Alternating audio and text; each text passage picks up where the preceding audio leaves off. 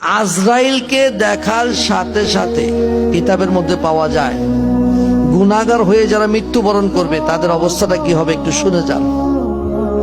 আজরাইলকে দেখার সাথে সাথে গুনাহগার ব্যক্তির এমন একটা অবস্থা হবে, মৌতের যন্ত্রণা, আহা, যে আজরাইলের মধ্যে সমস্ত দুনিয়ার সাগর নদী নালার পানি যদি ঢেলে দেওয়া হয়, আজরাইলের মাথার 4 ভাগের 1 ভাগও ভিজবে না।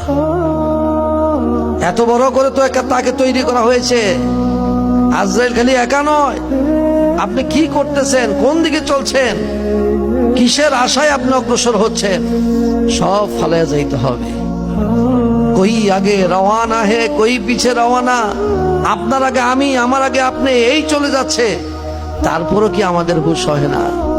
তারপরও কি আমরা সাবধান হতে পারছি না?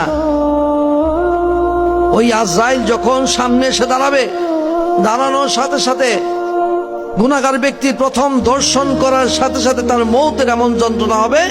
কিতাবের মধ্যে পাওয়া যায় একটা মানুষকে একটা তলোয়ার দ্বারা 1000 কোপ দিলে যেরকম কষ্ট হবে, এর থেকেও অধিক কষ্ট হবে গুনাহগারের জান কবজ করা। বলেন আল্লাহু আকবার। সেই কষ্ট আপনি কি দিয়ে দূর করবেন? সেই কষ্ট টাকা দিয়ে দূর করা সম্ভব?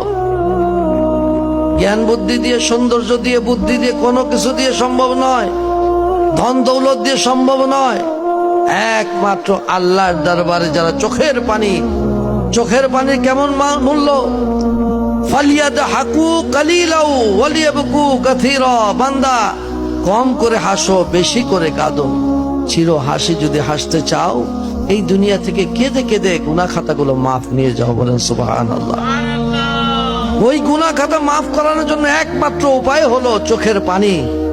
যেই পানি আপনার মৌতের আযাব দূর করে দিবে, যেই পানি আপনার কবরে আযাব মাফ করে দিবে, যেই পানি আপনাকে এমনি ভাবে আল্লাহর দরবারে নেককার বান্দা হওয়ার জন্য এমনি ভাবে আল্লাহর দরবারে আল্লাহ কবুল করবেন।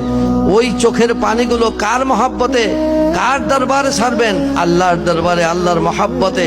এমনি ভাবে গুনাহ মাফের আশায় যখন আপনি কাঁদতে পারবেন, আল্লাহ পাক ডাক দিয়ে বলবেন ফেরেশতাদেরকে, ফেরেশতারে দেখ আমার বান্দাগুলো ওই গ্রামের মধ্যে বসে, একটা বাড়ির সামনে উঠানে বসে এমনি ভাবে আমার কতগুলো বান্দা আমার আযাবকে তারা দেখে নাই, আমার দেওয়া কবরের আযাব তারা দেখে নাই, জাহান্নামের আগুন তারা দেখে নাই।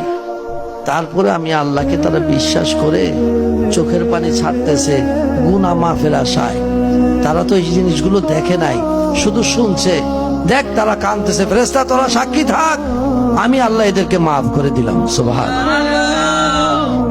ওই রহমানুর রহিম, পরম দয়ালু যিনি, তার দরবারে যদি আমরা এমনি ভাবে চোখের পানিগুলো ছেড়ে প্রতিদিন মাগরিবের নামাজের পরে অল্প সময়, 5 মিনিট, 10 মিনিট, 20 মিনিট, যতটুকু সময় পাই, যদি আল্লাহর রাস্তায় আমরা ব্যয় করতে পারি, হয়তো এই বসাটা আমার জন্য ফায়সালা, নাজাতের ফায়সালা হয়ে যাইতে পারে। সুবহানাল্লাহ। রাত্রে নিশিতে তাহাজ্জুদে নামাজ আদায় করে আল্লাহর দরবারে এমনি ভাবে কাঁদবেন, ফরিয়াদ করবেন, বেশি বেশি করে ক্ষমা চাইবেন। আল্লাহ কোন ওসিলা মাফ করে দিবে, কিভাবে দয়া করবে, কখনোই কল্পনা